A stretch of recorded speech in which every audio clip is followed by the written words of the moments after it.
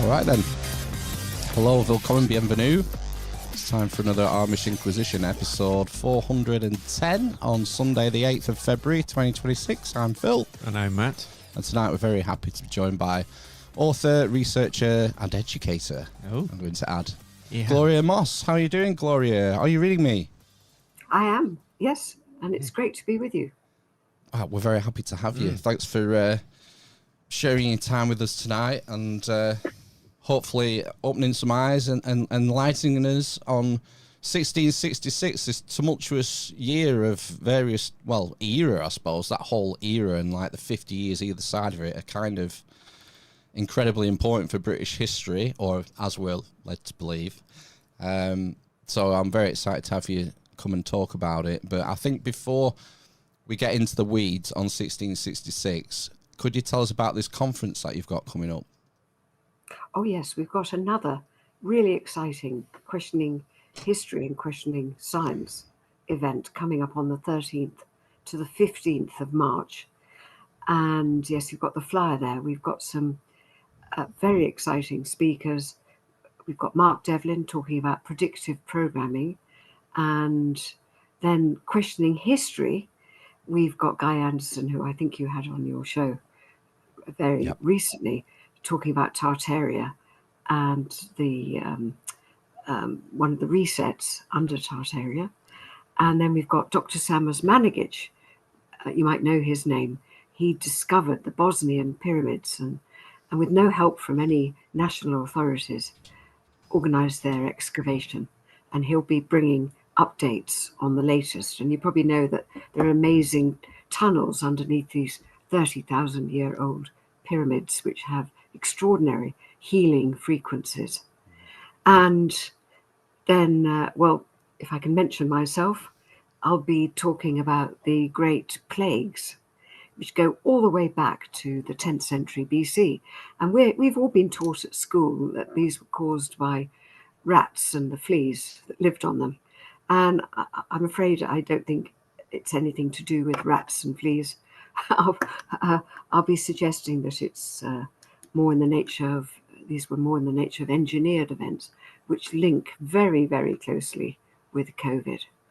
Wow. And so we've got a lot of questioning history, which we have to do because he who creates the past creates the present, as George Orwell, one of his characters, said. And then we've got people questioning science. Well, my goodness, isn't there a lot to question where science is concerned? We've got David McCarthy, ex-pharmacist, now spiritual healer and exorcist, talking about forms of healing beyond the physical. Clive de Carle will be talking about frequency medicine.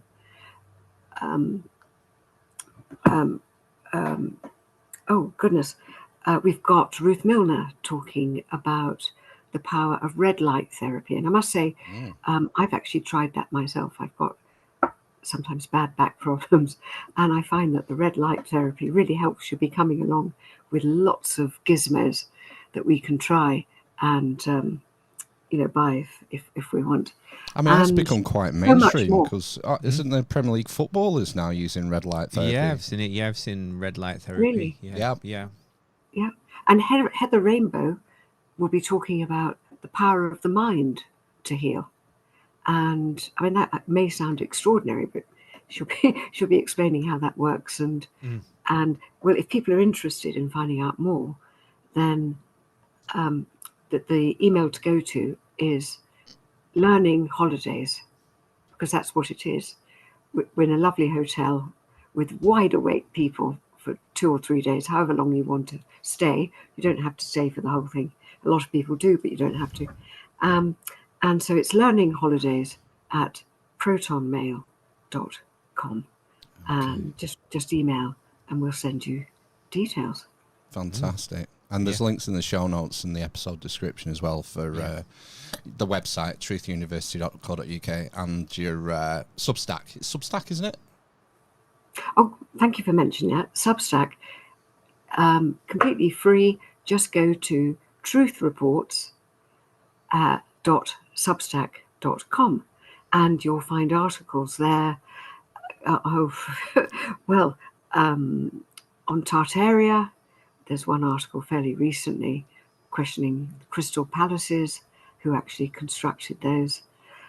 Articles on giant trees, were they actually mountains? Oh, there's a whole host of stuff, all rooted in critical thinking. That's the single methodology. And we've got Dr. Shane Fudge, who's been writing a couple of articles recently. He's written one recently on how do we shift scientific paradigms? And isn't it rather difficult now that we have stakeholder capitalism that controls the direction of travel of science? Right, yeah, only the funding has to research has to be funded, and so it's commercial interests often that dictate what research does get funded. Well, absolutely. Yeah. Right, fantastic. That's it. And so yeah, do go to Truth Reports, and the flavour of those articles is very similar to the flavour of the conference, because what we need to be doing, I think, at this point in our history, I wonder what you think, Matt and Phil, is really using evidence-based critical thinking to look again at everything that we thought we knew. And my goodness, doing this makes for very lively discussion over lunch and dinner and breakfast at the conference. I'm sure you can imagine. And people strike up really good friendships. I must say some of my best friends these days are people I've met at the conference. Yeah, well, the majority of our knowledge is secondhand, basically, and down to things like literary references, and these sort of stack on top of each other through history. And well, it was in this book, and then it was referenced in another book and another reference, and I guess that's probably how textbooks get written. And so, we don't investigate ourselves. We don't tend to investigate ourselves, do we? To that degree, we sort of take the common paradigm and then try and move forward from that. But if that paradigm's a house of cards, then you've got to go back to basics, haven't you? I will, yeah, absolutely. And many people don't have the time, but some of us are making time, because, I mean, it's incredibly exciting once you do put the time into this, as you both know. You never quite know where the journey's going to take you. And we're looking at the Great Fire of London today, and I think we'll find that to be an example of this. Well, with that in mind, why don't we move on to the Great Fire of London, 1666? Where do we start with the story? Well, yes. Iconic date, 1666. No surprises that there was an iconic event to go with it. And I think we have an image of the fire. And well, if we look to official sources to start with, what we're told about this fire is that it destroyed in London over 13,000 houses, 87 parish churches, civic buildings like the Royal Exchange, the old Gothic St Paul's Cathedral. All of that comes from the website of Oxford University Faculty of History. And they tell us that, well, a massive 85% of acreage within the city walls was destroyed. And that between 70 and 80,000 people were rendered homeless. I've seen some estimates put it at 100,000. And so what we're being told is that this terrible fire wrought terrible damage to the City of London. And if we move from Oxford to the Museum of London, which you might look to as a source on a fire that took place in London, they will give you their idea as to what the causes were of this extraordinary fire, which wrought so much damage, we're told. And what London Museum tells us is that, it was caused by the fact that there'd been a long, dry summer, and the city had suffered a drought, and all this produced terrible conflagration, not least because the houses in the City of London were made of timber, and the wooden houses had dried out, making it easier for them to burn. And they go on to say that water was scarce, there was no fire service at the time, and it was a recipe for disaster. How does that sound? On the face of it? Plausible. Yeah, I'm buying it. I think something they often add is that the houses were very close together as well. Yeah, absolutely. So it was a fire waiting to happen, is what the official narratives are telling us. And, well, with our critical thinking hats on, I think we can find a number of anomalies in this official account. If we start with Thomas Fariner, who is the man on whose shoulders the fire is blamed. He was the baker in Pudding Lane. We've got an image of the street sign there. Now, he actually made 3 claims, and he was very definite in his claims. He said that at midnight, a few hours before the fire broke out, only one grate had any smouldering embers left, and these had all been raked over. Secondly, he said he'd gone through every room after midnight, checking. And thirdly, that all the doors and windows had been closed to prevent drafts. And, well, that sounds pretty strong stuff, doesn't it, really? But, we all learnt in primary school that the fire started because Thomas Fariner hadn't checked the fire properly. It was, he was the baker. Yeah. So sticking with anomalies and fires for the time being, we do read that fires were common at this period of history. And, well, that possibly explains the very relaxed attitude of contemporaries to the outbreak of fire in September 1666. So Pepys, Samuel Pepys, famous for his diaries, he was told about the fire early in the morning, 3 a.m., he thought he'd just go back to sleep. He'd seen fires before. Nothing to worry about here. He said he was unused to such fires as follows. Interesting. Then the London Gazette, which was a twice-weekly paper, they were so relaxed about it that they just, in the Monday edition, they just included a brief note about the fire in amongst stuff about the unconsummated marriage, gossip really, of the Prince of Saxe with the Princess of Denmark. So even then they had a gossip column. Nothing new.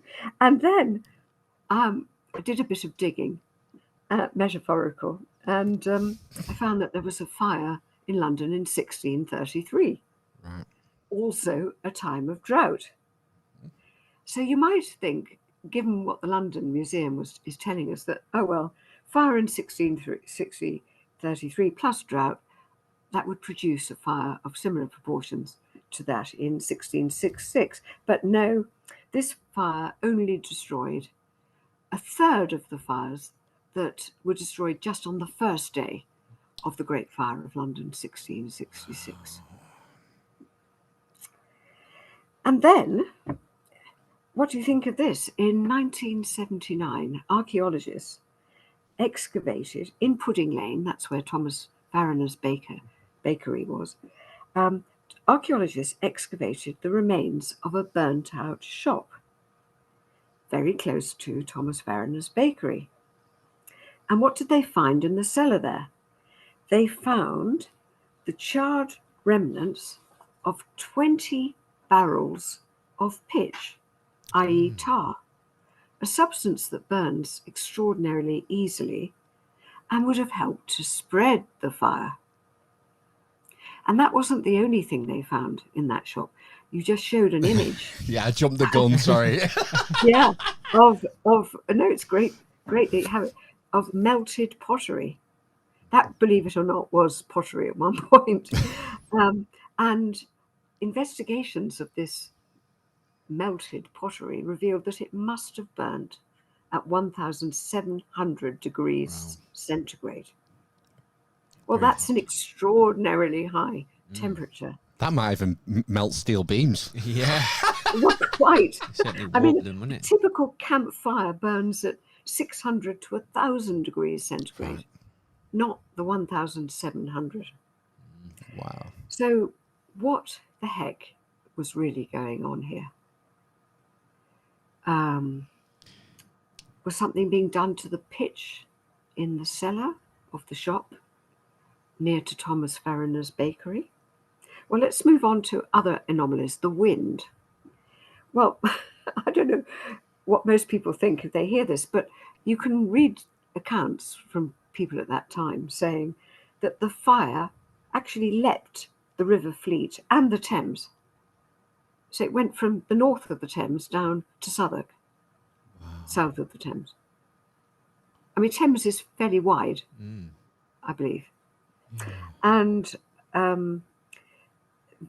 people have talked about the violent easterly wind. It's often an easterly wind, and yet the fire blew to the north, up to Gracechurch Street, and went down south, as we saw, to Southwark, notwithstanding the fact there was an easterly wind. And if I just cite two characters, one, a nonconformist minister. Let's see what a nonconformist had to say. Thomas Vincent. He referred to the strange spreading of the fire and how on the second day of the fire, the fire actually worked against the direction of the wind.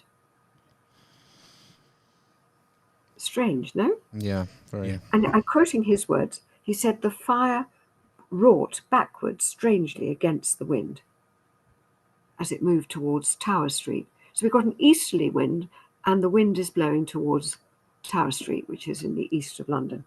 And then John Evelyn, in his diary, he described a fierce, likewise, eastern wind, but also noted how it kindled back against the wind, as well as moving forward. So we got several voices commenting on the same phenomenon. And so I don't think these voices can be ignored. Again, we have to ask what was really going on. Well, if we move to St. Paul's Cathedral, which was a Gothic building at that time, and it was actually the largest ecclesiastical building in Britain at that time, the third largest in Europe, I believe. Well, back to Thomas Vincent, our nonconformist minister. He was surprised, and you can see this in the image, by Hollar of St. Paul's Cathedral. He was surprised that it caught fire at the top. Well, you would be surprised, wouldn't you? Really? And surprised also that it caught fire because, in his words, it was naked of houses about it. In other words, well, it was sitting in solitary splendor in an enclosure. Well, his surprise didn't end there. He said he was surprised because it had a stone structure with great beams of stone. And despite that, here are his words, there were great flakes of stone scaling and peeling off strangely from the sides of the wall. Wow. It's an unusual thing, isn't it? Well, this reminds me of the fire. I watched a video recently about the Moscow fire in 1812. And there were very strange things indeed about that fire. And the video was suggesting that the fire, one of the objectives of the fire was to remove the city of its Tartarian population, and that it was an engineered event. And we have to ask, why would great flakes of stone come peeling off a church of that kind? I would say all is not as it seems. Does that seem a fair comment? Yeah, I don't. You don't. Well, I mean, it's obviously it's a stone structure, but I'm guessing the roof would have been timber, or would it have been slate? I don't know. But I'm guessing. I guess it would have been a mixture of stone and timber. But the stone peeling off is such a strange description, isn't it? I've never seen it. And well, we'll come to Christopher Wren, Sir Christopher Wren, in a bit, but he had been pushing to have that church redesigned with a dome. Right. And just a short while before the fire broke out, work had already started and there was pitch on the roof, courtesy of his attempt to change the church. So that may explain why it caught fire at the top. But why it caught fire when it was sitting in an empty enclosure is another matter. So we'd heard from Oxford University History Faculty website that there were no fire services at the time and that this might explain the poor response. Well, I don't know if that's wholly correct myself, because what we find is that the mayor at the time, what is it about London mayors, I wonder? He was called Thomas Bloodworth. He said the fire was so small, this is a very famous quote, that a woman might piss it out. So he didn't do anything. I mean, misogyny, what can I say? Yeah. And even on the first day of the fire, he declined to supply additional soldiers. Now, it's not true that there were no fire services. Responsibility for beating fires lay with men at fire posts. Okay. But several people noticed that people were inactive who should have been at fire posts. Pepys, he wrote on the first day, "Nobody to my sight endeavouring to quench the fire." On the third day, back to Thomas Vincent. He noted how the wood removed from houses to stop them catching fire, the wood was all put into a central part of the courtyard, as in Cornhill, which only allowed the wood to catch fire all the more easily. So it was counterproductive. And then on the fourth day, John Evelyn again, he noted how, quote, the gentlemen, only then, we're talking about the fourth day, began to bestir themselves, and not till now. He said that those men had stood as men interdict with their hands crossed. Wow. And on the fifth day, the Earl of Oxford, he noted that many of the constables who should have been at their fire posts were reported as absent. Told to here was stood the Earl of down, Oxford maybe. undertaking a check. Right. So what does this look like to you? It looks like they've been told to stand down, doesn't it? Yeah, or paid off. It's like we want to rebuild London in our own image. This is what I'm thinking. Yeah. So we need to get rid of these old structures. They also demolished a lot of buildings to try and that create might be a reason. Create fire breaks, which didn't work. That was the purpose of taking the wood off the houses, but it just ignited the fire even more. But the standing down, just bells ring in my head. I mean, recent fire in LA. Yeah. The mayor had cut the budget of the fire service, and so there wasn't the response to the LA fires that you might have hoped for. Yeah. And she was absent from the city at the time. From what I remember from like some of the mainstream history I've read, is that Charles II is kind of treated as a bit of a hero in his response to the fire. That when he finally reacts, he sort of comes and takes charge and takes the credit for like a job well done. What's left of it. Well, yeah. But how much can we believe once we really look into things? And I say that knowing that a lot of information was suppressed. Nothing is new. We talk about censorship today, don't we? Then people were arrested who published and sold unlicensed books and broadsheets describing the fire. Right. And that got rid of all unauthorized accounts and rumors that the fire had been started by conspirators. And the only sources we have, you've mentioned like Samuel Pepys, John Evelyn, they're men of the state, you know, they're part of the system. The system, yeah. Now something's happened to my laptop. And my antivirus oh gosh. is filling my screen. I wonder why that's happening. John McAfee, come back from the dead to screw with our podcast. We're getting too close to the truth, I don't know aren't we? how to get rid of this. As soon as you Shall mentioned I just motor on, and it doesn't matter if you can't see my face. We can see everything fine. Oh yeah, we can see you. Yeah, Okay. it's still working I can't our see end. you, but you can see me. Yeah. Okay. So as soon as you mentioned the conspirators, that was it. Yeah. Yes. So we're talking about censorship at the time, and so people were arrested who published and sold unlicensed books. The Privy Council in 1667 ordered the public burning of a pamphlet that could have provided evidence presented to the Commons inquiry into the causes of the fire. Wow. So efforts were being made to keep information under wraps. And as slow as the authorities were to react to the fire, so quick were they to take action after the fire ended. So just 3 days after the fire, the city established a committee to consider its recovery out of the deplorable ruins. And in just a month, a committee was appointed for the rebuilding of London. Really, really quick work here, given that almost nothing was done to stop the fire while it was raging. And if you look at the appointments, I would suggest they're very interesting indeed. So the royal appointments, there were 3 of those. There was Christopher Wren, we'll talk more about him later. There was a man you might not have heard of called Hugh May. Okay. And a third man called Sir Roger Pratt, with 2 T's. And, well, Hugh May, no drawings by May survive.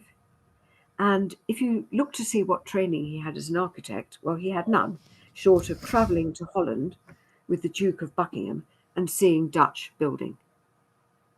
Okay. So there was this notion, this notion has been presented to us, that you could become an architect almost by osmosis, just by travelling and looking at buildings.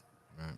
Well, personally, I've travelled a fair amount, but I don't think I could design a single building. And as for Sir Roger Pratt, he was also a gentleman architect who'd travelled. And I'm going to say something very similar, I hope not to shock you too much, about Christopher Wren in a little bit. Okay. Because Christopher Wren was an astronomer, a mathematician, not an architect.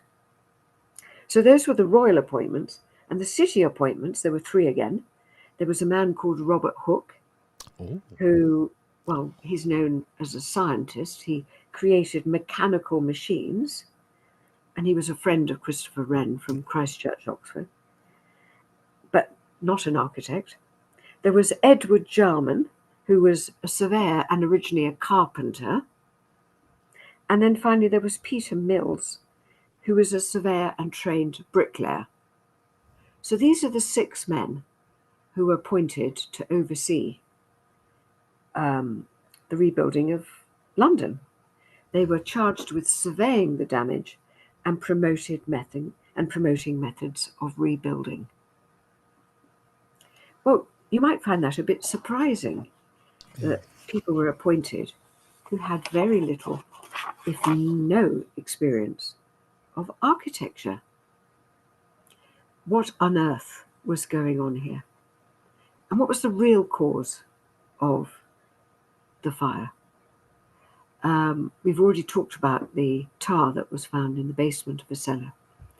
And you might think that modern academics would be asking themselves the question, how did the fire start? But only one modern contemporary academic has even intimated that there might have been a plot. And even then, he refers to a plot mentality in discussing the idea of a plot. It's a bit like saying it's a conspiracy theory. It's a way of writing it off. Yeah. Okay. So you don't find any serious discussion at all to question the official narrative. But if you look at contemporaries, they were questioning the cause. They were suggesting that there was a conspiracy. So Fariner, the baker in Pudding Lane, he concluded that it was absolutely set fire on purpose. He said that at the Old Bailey. Thomas Vincent, he spoke of rumours that fireballs were thrown to provoke the flames. I've talked about his surprise at what happened at St. Paul's Cathedral.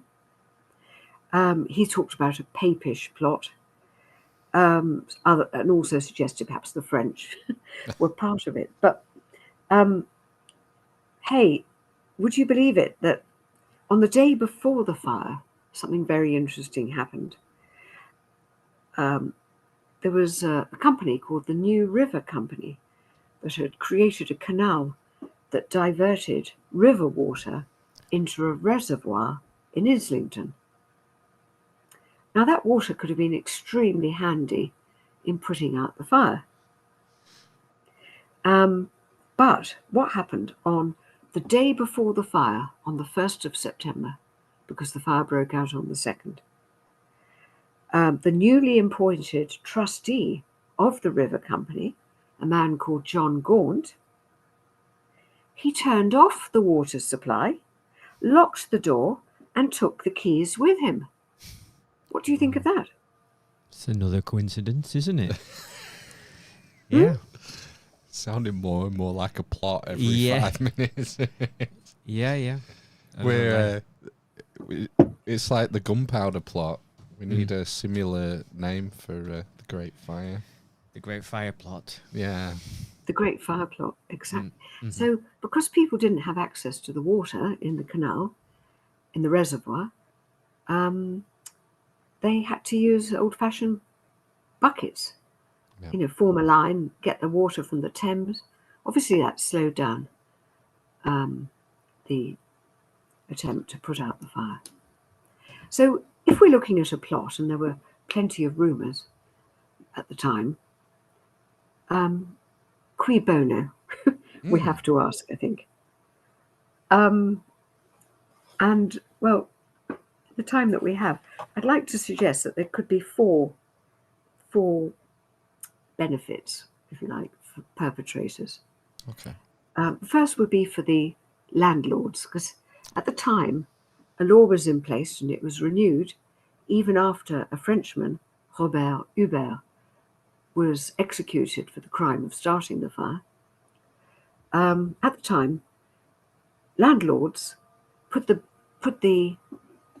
burden of rebuilding in the event of an event like a fire. The burden fell on the tenant, not the landlord, even if the building had burnt down and no longer existed. Can you believe it? That was how the law stood, and the law was renewed. So the poor tenants had to bear the cost of rebuilding. Right. So you might say perhaps they were behind it. Yeah. Then you mentioned the king, Phil. And the king, we've got a picture of the king, very grand. And yes, he did say he wanted to have a new city, resplendent city. He looks pretty resplendent, doesn't he, in his image? Yeah, it's Charles II. Charles II, yes. In 1667, in order to beef up the city's finances, the state's finances, he ordered a new tax on coal arriving in London. And then 3 years later, he doubled the tax on coal. So more money would have come into the state coffers.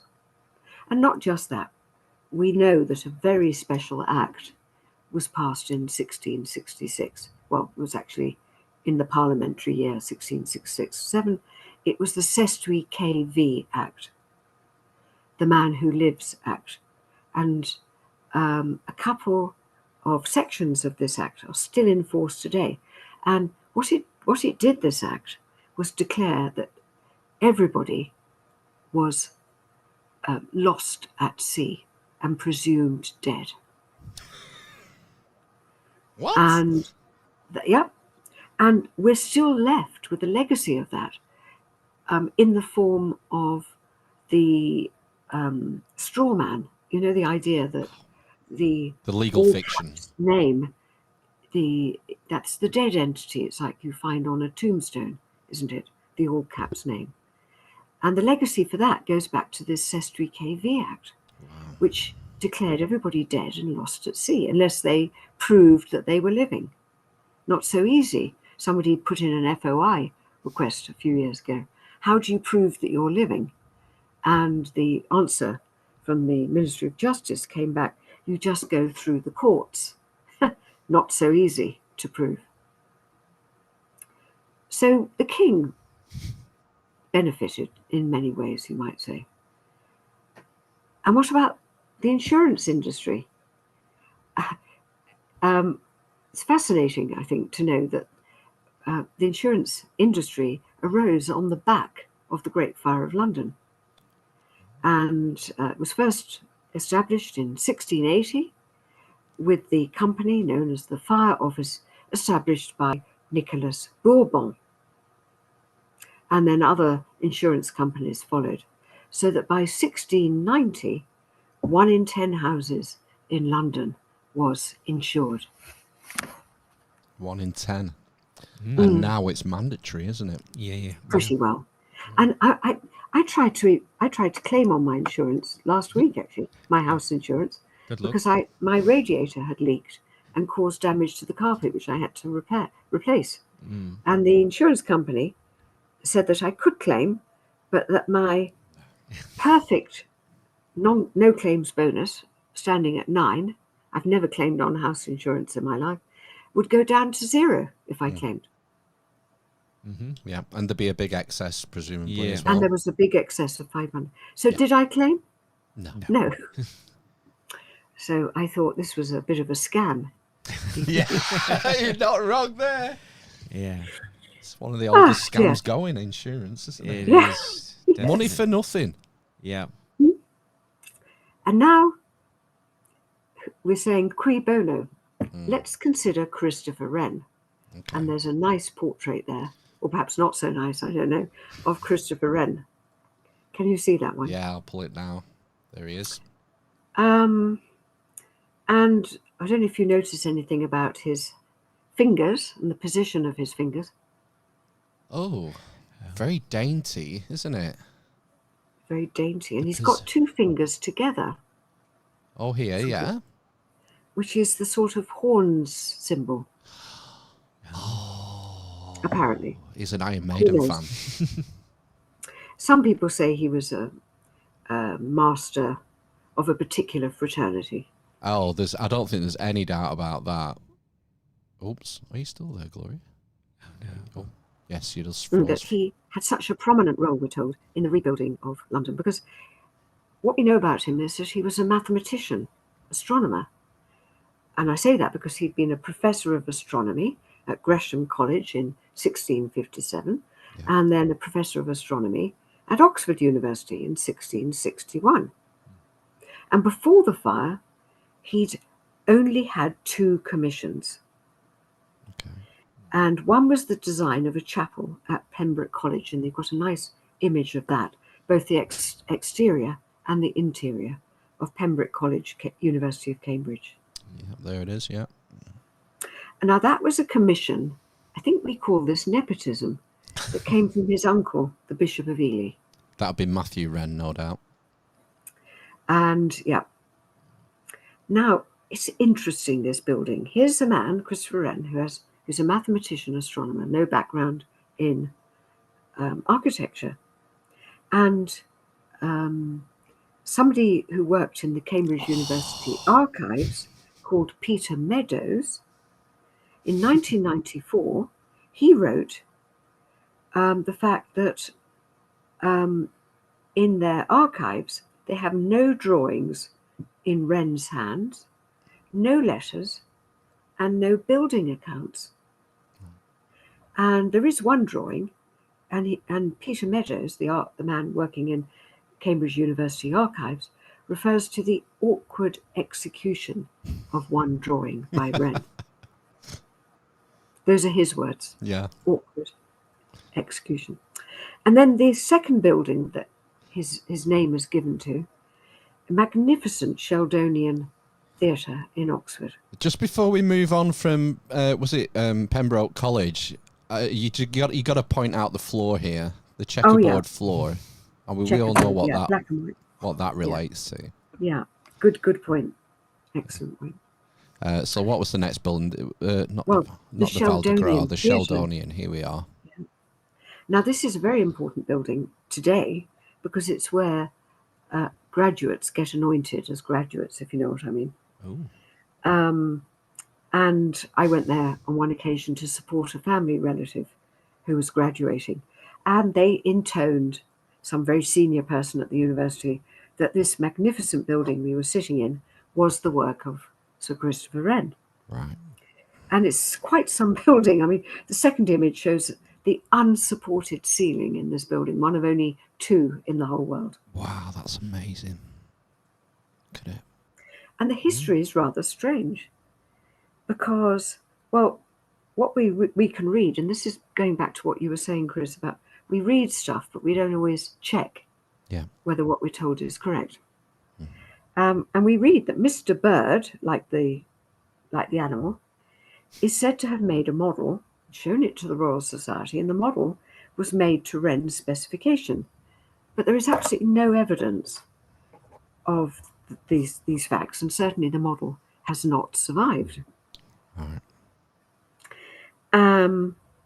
And so who really did create the Sheldonian theatre? You might be asking yourself. Yeah. After the fire, Wren's career really took off as architect. So today you can find the Royal Museum in Greenwich describing Wren as the greatest English architect of his time. But how did this astronomer, mathematician, acquire that sort of expertise? Well, what history tells us, I think in answer to that question, is that he spent 10 months in Paris between June 1665 and March 1666. And that he came back with all Paris on paper. In other words, it's the same story I alluded to before, that you can become an architect by osmosis, just by looking at extraordinary buildings. Right. But can you? Can you really do that? No, there's something missing, isn't there? You know, I wonder if it's his Freemasonic connections, you know. This whole period is the Invisible College period, the founding of the Royal Society, which gained its charter under Charles II. And you wonder if there was knowledge about this sort of architecture being passed down through the fraternity. It just did for select people, you know. It's possible. I think it's possible. Possible, yeah. Another possibility, which is a bit shocking, really, is could it be that the buildings already existed and that they were simply repurposed? I mean, this doesn't apply to the Sheldonian because that wasn't affected by fire, but I'm talking about London. When we're looking at cui bono, could it be that they wanted to change the historical record? I don't know. Let me just present you with some reasons for suggesting this rather outrageous thing. I should add, before I go into this, that great fires have raged for centuries across the world. And I was amazed to find that they raged for hundreds of years, and that it's almost like reading the same story again and again and again. Because what you read is that very often the fires broke out, whether it was in Hamburg or in Turku in Finland, or in Northampton or in Warwick or Stockholm, that there was drought. It was a hot summer. The buildings were timber, and there was a wild wind. And then in the wake of the fire, they rebuilt these cities. That is a repeating narrative across many great fires. Okay. So back to London. Even the University of Oxford history faculty writes about the Great Fire. I quote, Recent historians have questioned the degree to which the face of the city was transformed, pointing out that the building regulations had much in common with those of the early Stuart kings, but there was little change in the basic room structures. And they go on to say that metropolitan government in the later 17th century does not have an altogether spotless record, and its flexibility in handling the post-fire situation is therefore in some ways anomalous. Now that's a word used by the history faculty at Oxford University. Right. And they said to rebuild London would have necessitated the creation of 400 million bricks. Well, you have to ask, could you have created in 1666 400 million bricks? And secondly, were they really needed? Mhm. Because if all we're seeing is the repurposing of the city, then they wouldn't have been needed. But let's put that idea to one side, and I'll leave you to form conclusions. You, Matt, and Chris, and anybody listening to this. Phil, you're confusing me with Christopher Wren. No, I wouldn't want to do that at all. Now, do you remember we were told by the Museum of London that one of the factors that caused the fire to spread so dramatically was the fact that London primarily was a city made up of wooden buildings, which created the perfect conditions for a horrendous fire. Well, I shared some images with you. This is the next one of Bridewell Palace. That was built in about 1530. Can you see that? Yeah. Yep. And well, that looks as though it's constructed of stone to Does me. to me, or brick. yeah. It's like stone Doesn't look or like bricks. wood. Yeah. Would you agree? Not wood. No.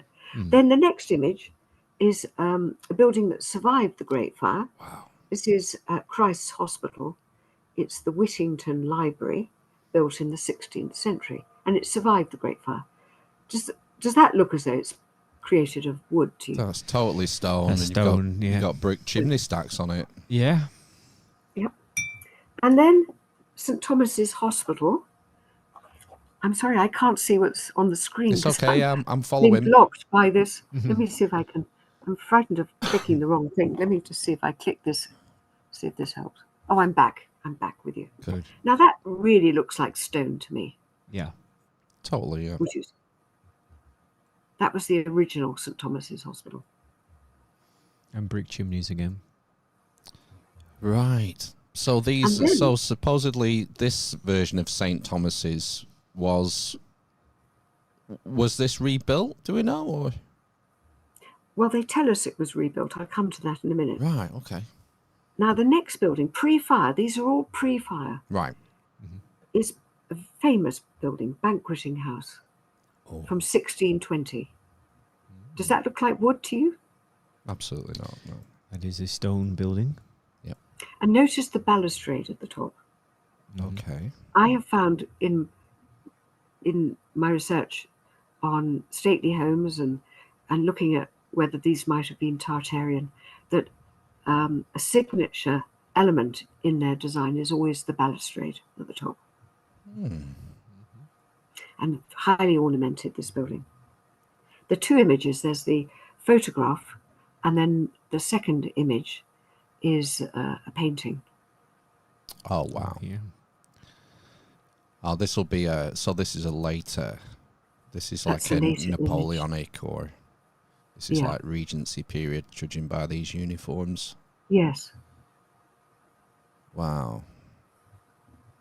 Now we're told that this was the creation of Inigo Jones, who actually, in terms of when we're looking at these people's histories, design histories, he wasn't an architect either. He was somebody who put on masks, masques type of masks.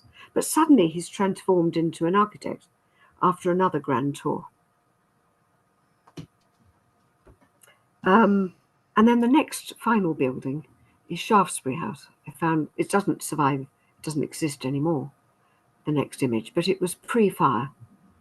And that again looks as though it's definitely not wood, it's brick or stone, or mixture of the two, would you say? Yeah, and either side as well. Hmm? And either side, I guess that those buildings And look like either the brick. side, Yeah. yes. So, for a lot of my life, I used to imagine that London was just timber framed houses. And then I looked around, and this is what I came up with. So let's now look at the buildings that we're told were erected after the fire. And there are two sets of buildings that we're going to look at. One are civic buildings, and then there are buildings in which people were restrained, shall we say. So if we start with the civic buildings, first one, which you can see on a book cover, is the Royal Exchange. And what do you see on the top of that building? Apart from the tower. Yeah, the balustrade again at the top. Yes. And the history is very interesting of this building in terms of its architectural history. We're told it was the work of Edward German after the fire, Jerman, but he designed it a year before it was erected, because he died 1668 and it was erected, this Royal Exchange, in 1669. And he was, by background, a carpenter. And this is what the book tells us about him. Had the fire not occurred, he might, like his father Anthony, be remembered merely as a city viewer and carpenter, a creator of pageants, a bit like Inigo Jones, a speculative builder, and a surveyor to 3 of the great 12 companies. Instead, the fire afforded him the opportunity to demonstrate the talents that many in the city of 1666 realized he possessed. That's on page 16 of that book.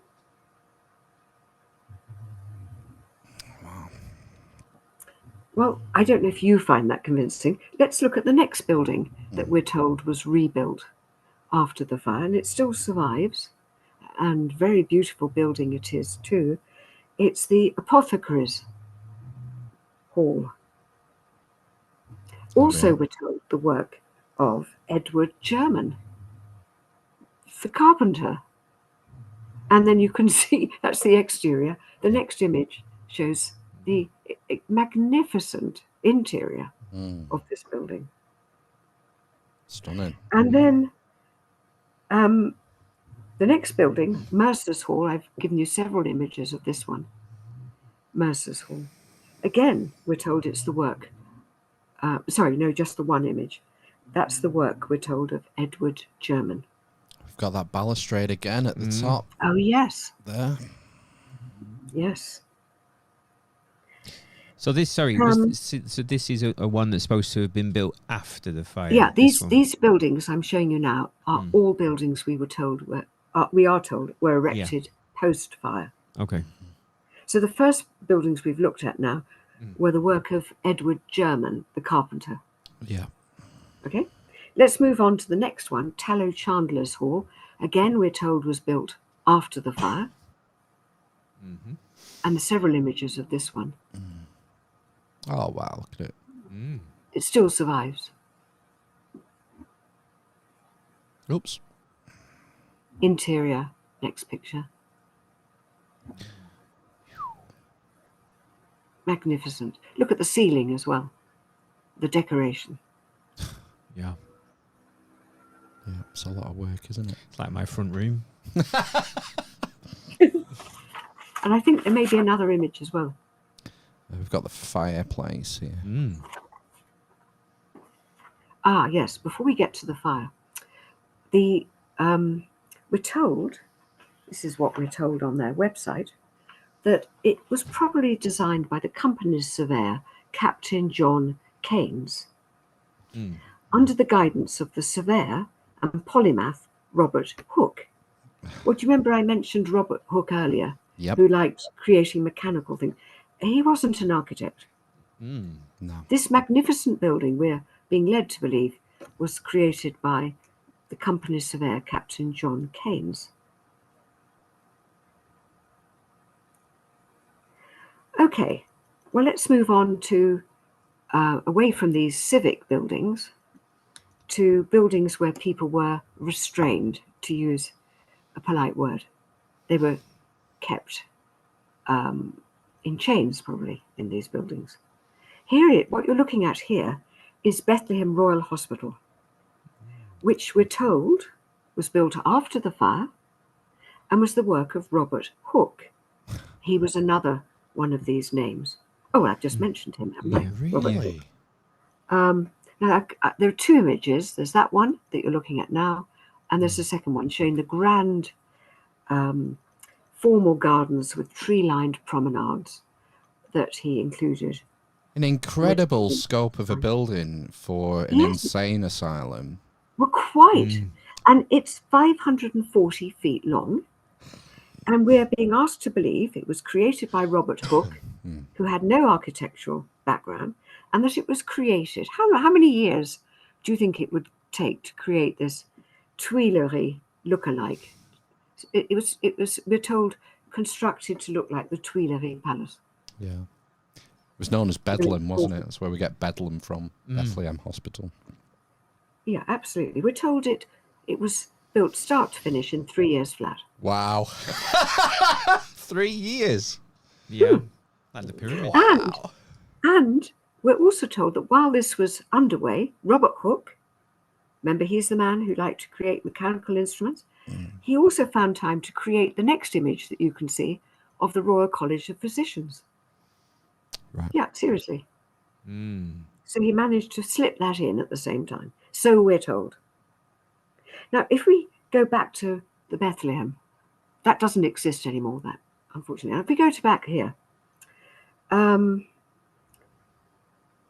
what on earth is going on? I mean, do we really believe this was constructed afresh?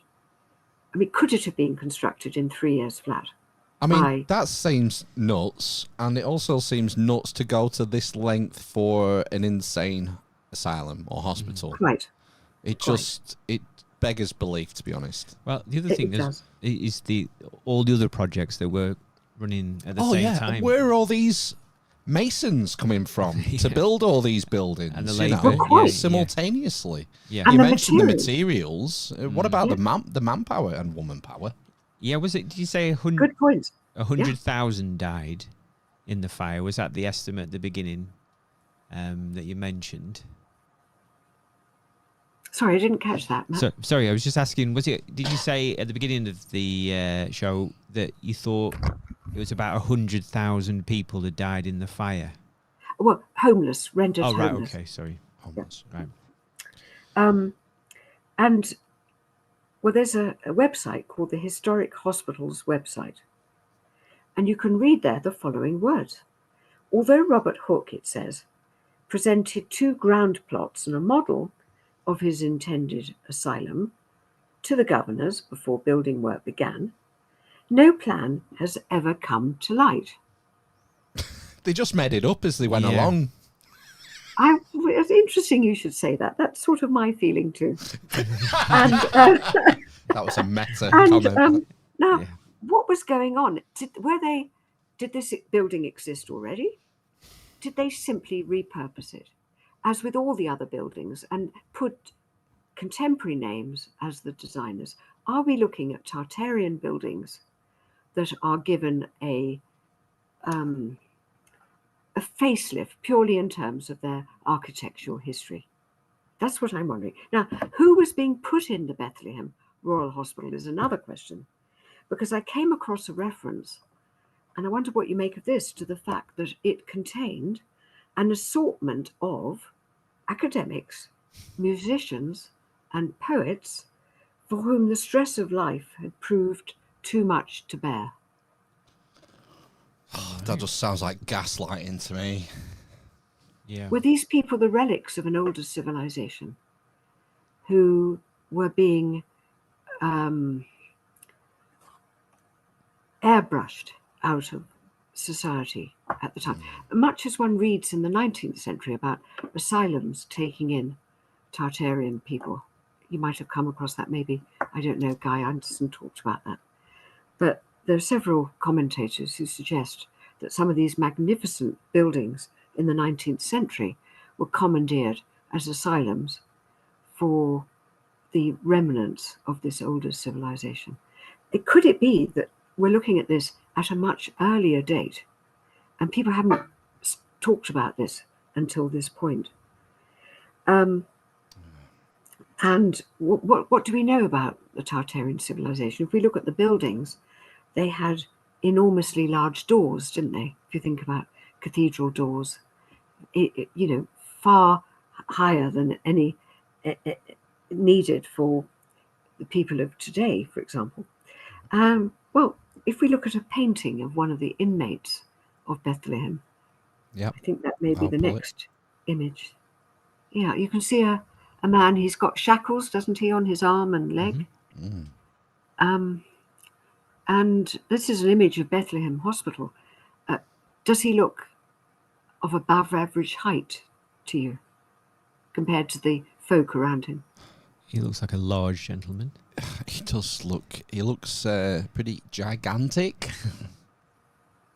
And people used to go to Bethlehem Royal Hospital for an afternoon's entertainment to gawp at the inmates.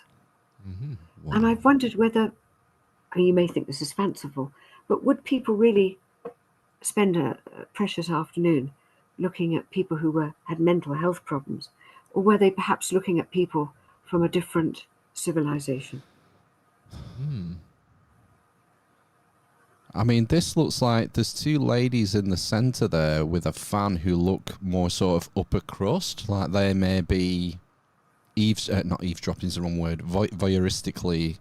They're also painted in a light. You know, if you compare, all these figures in the background are dark, but these two ladies stand up. It's like they've been highlighted by the artist as well as the large chap at the front. Oh, interesting. Isn't it? Your eye's just drawn to them two women. Yeah. Yes. And this guy. Strange. I don't know who the artist is.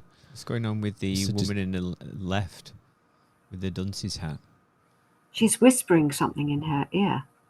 The one on the left. Yeah, she? Almost as if they're giggling. Yes. But and it got a fan as if to clear the air. Yeah, right. It's disturbing, isn't it? This sort of, clown dunce figure with this weird kind of scepter. Yeah. It's almost like a cross key symbol. What's that person got on their head there? It's like a book or a newspaper or something to me. Oh, yeah. Playing the violin. Yeah, it's a very strange picture. Now, just moving on, because we're getting to the end, I think. That people were restrained in Bethlehem Royal Hospital, as you can see here. Yeah. And this was not the only place where people were restrained.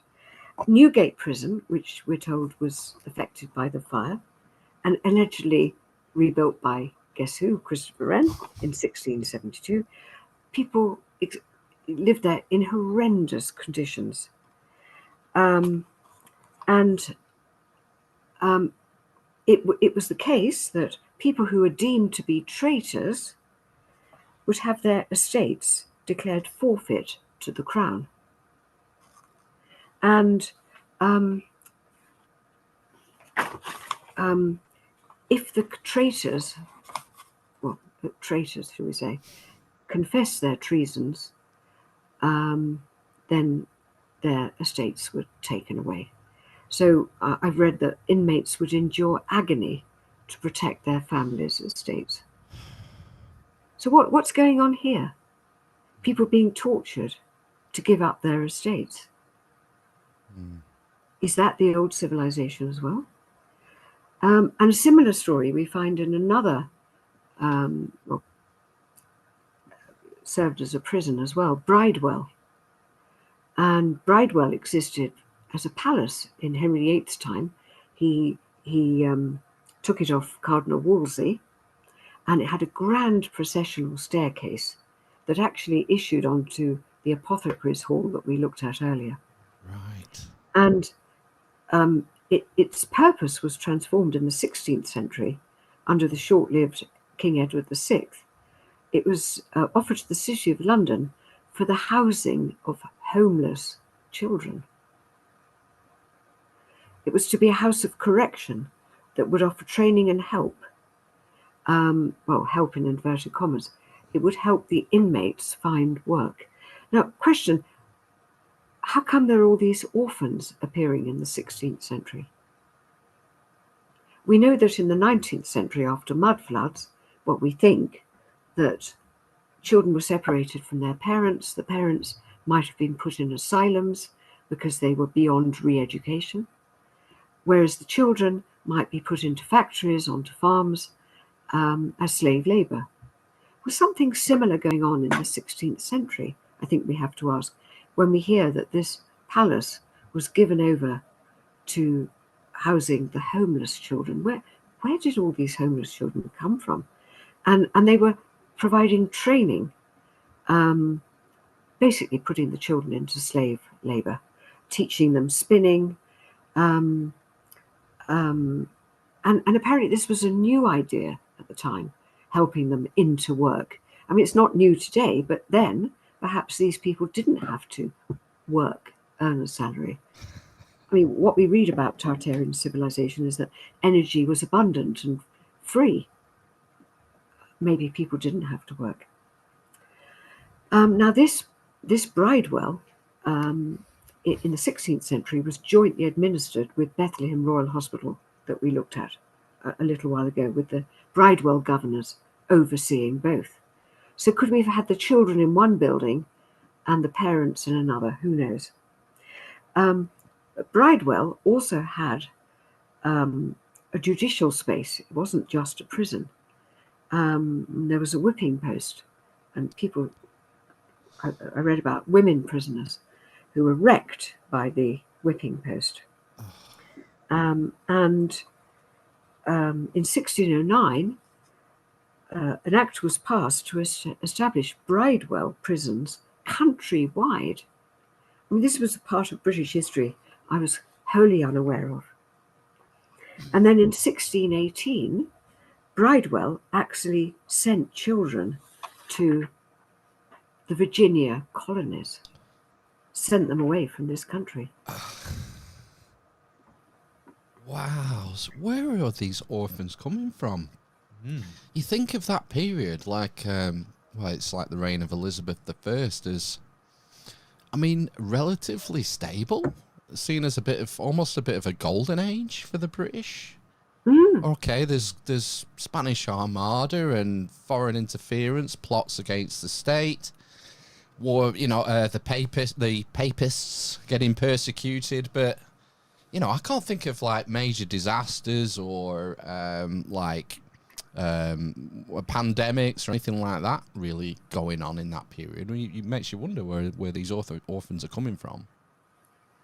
Well, absolutely. I can only report on what you can find if you look up information on these,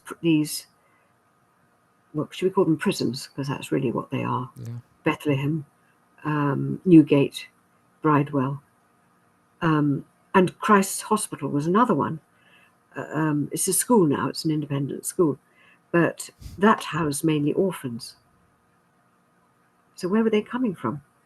And there was actually, the city of London had control of something called the Orphan Fund.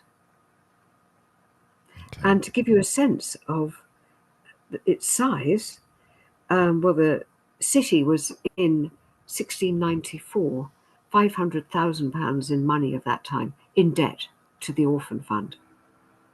In today's terms, that money is worth about £72 million, which gives you a sense of the size of the Orphan Fund.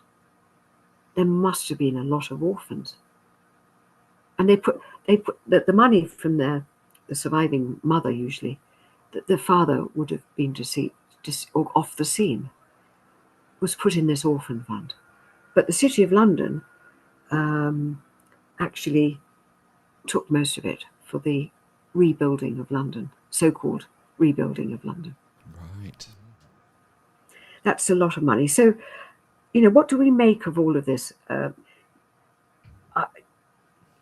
are elements that are very similar to the Great Fire of Moscow, 1812, where unknown weaponry was used to create that fire, and where it suggested, that not just the strong winds and the extreme temperatures and melting stone buildings, where it suggested that all of this could have been interpreted as a war against the Tartarian Empire.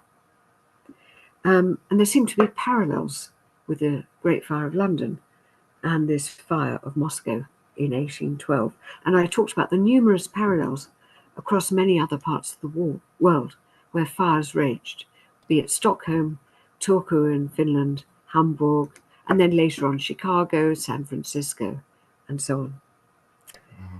So does the Great Fire of 1666 in London mark a reset? Probably not the first. Does it mark a reset of civilization? They chose an iconic date, 1666, and it followed, of course, on the Great Plague, 1665. And I've been doing a deep dive on that, and I'll be presenting at the conference, the Questioning History and Science Conference, what I found about the Great Plague. No accident, I'd say, that it came the year before. And I think it's really rather wonderful that we can be chatting here and looking at this evidence and perhaps revealing truths that have remained hidden before. Truths that perhaps point to a hidden civilization and acts that were taken against that hidden civilization over hundreds of years. And then the potential cover-up and rewriting of history. Exactly. Yeah. You mentioned Inigo Jones earlier, who's a very interesting character. And I just pulled this book from the shelf. The Invisible College by Robert Lomas. And I looked in the back, and there's loads of references. It's about the founding of the Royal Society and its connections to Freemasonry. That's the story of the book. But I pulled this one of these references to Inigo Jones, and according to this manuscript by William Preston, which was written in the 18th century, talking about the which building was it that Inigo Jones did? Was it the banqueting house? Banqueting and house. I'd like to return to Banqueting House with a final image, if we could. I'll just tell you this quote. Yeah. So William Preston notes that in 1607, King James, that's James I, laid the foundation stone of a new banqueting hall at the Palace of Whitehall, quote, in the presence of Master Jones, so he's saying that Inigo Jones was a Freemason, and his wardens, William Herbert, the Earl of Pembroke, and Nicholas Stone, Esquire, Master Mason of England. They were attending, and they were in all the regalia and all the rest of it. And but there's loads about these characters. You mentioned Robert Hooke several times. He's a big part of this book. But I know it's literary references, and you've got to take them with a pinch of salt. But for anyone interested in this sort of era, it's an interesting read, that one. Mm. So anyway, Banqueting Hall. Back to Banqueting Hall. I think I put two final images your way. Is it the drawing, this one? Yes. So this, I know it's a bit blurry. It's the best I could find. It gives you the scale of Banqueting House on the left. Right. And as best I can see, if you go up to if you start at the bottom and where you reach the end of the windows on the bottom story, I think that's 10 foot in height, according to the scale that you can see on the right. Okay. You're pointing to it there. Yeah. Brilliant. I blew up something which was very small. And so let's assume it's 10 foot up to the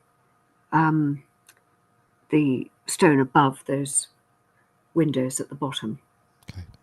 And now let's return to the painting, which you said was probably from the Regency period.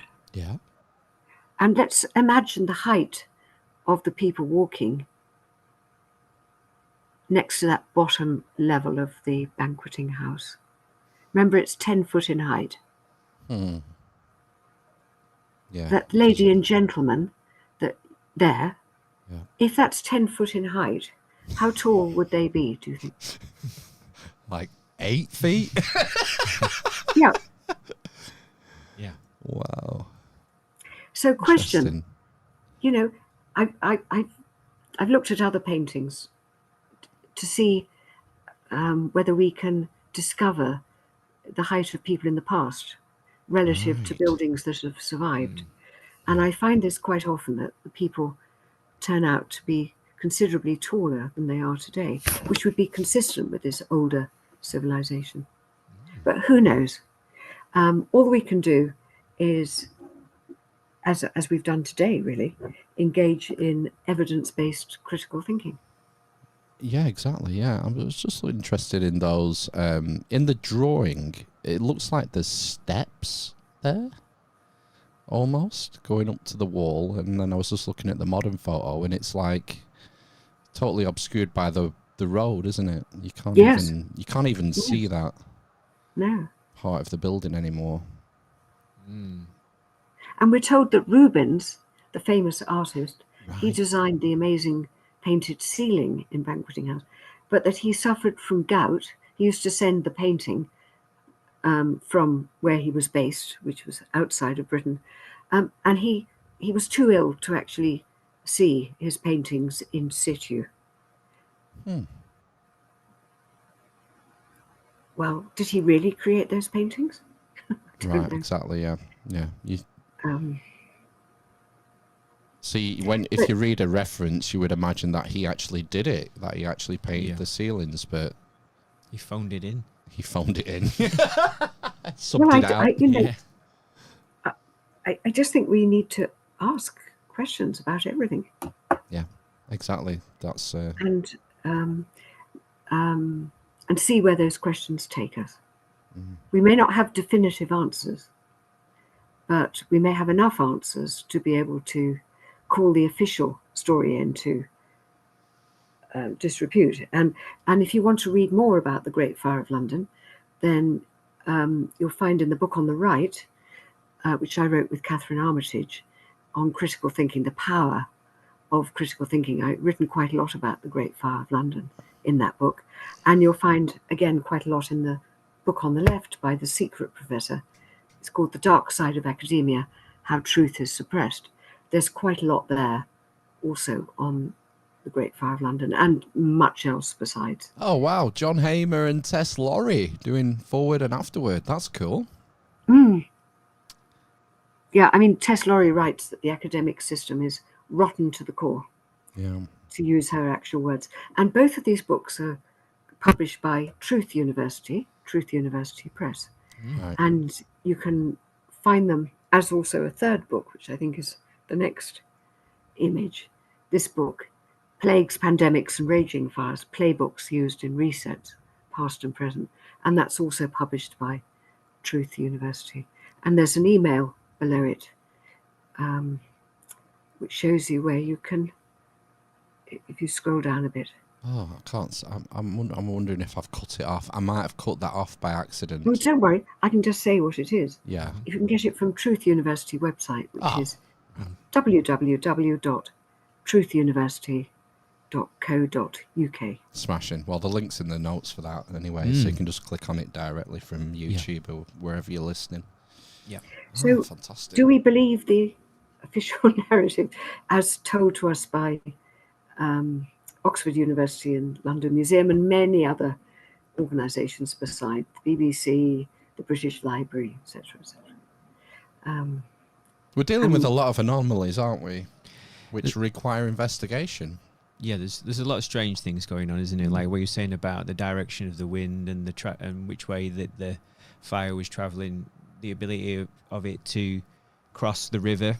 The firefighter seemingly standing down. Yeah. It goes on, doesn't it? Basically, there's a lot of things there that perhaps when you put them all together, it makes it questionable, doesn't it? Definitely, in the very least. Yeah. Persecution of non-state sanctioned sources. Yeah. Yeah.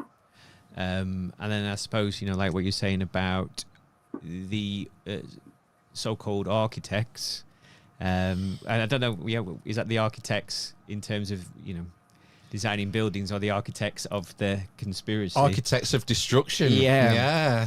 Yeah. That's a good book title, that.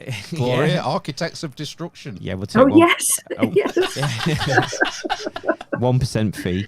Yeah. So, there's a lot of things going on there, isn't there? Definitely. And many of these elements are present in all these other city fires.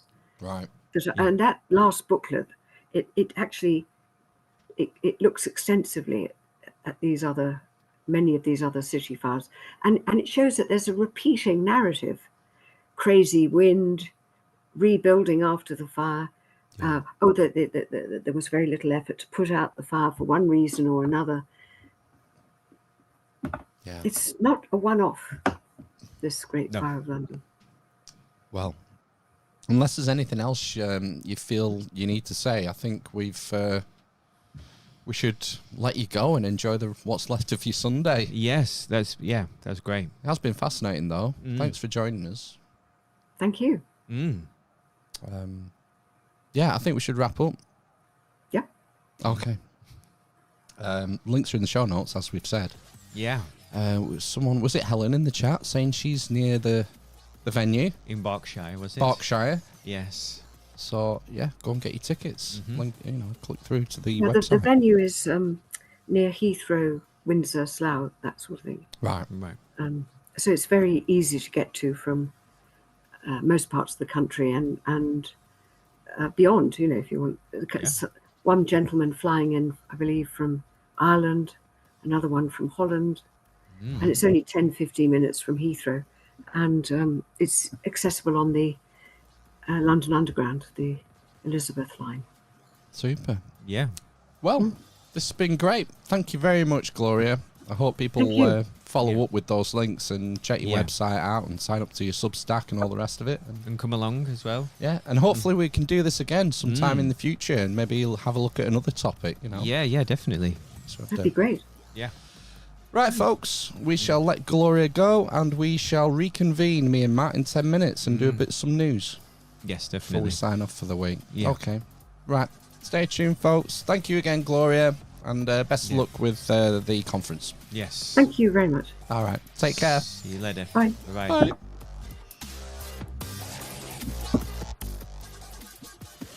Just muting myself. Back in 10, folks.